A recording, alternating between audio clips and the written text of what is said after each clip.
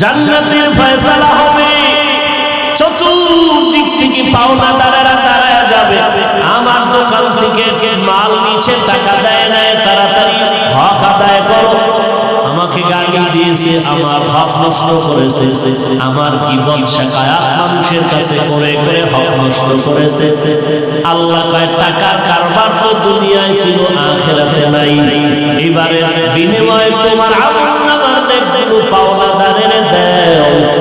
পাওনাদারকে নেক দিতে দিতে দিতে দিতে নেক নাই।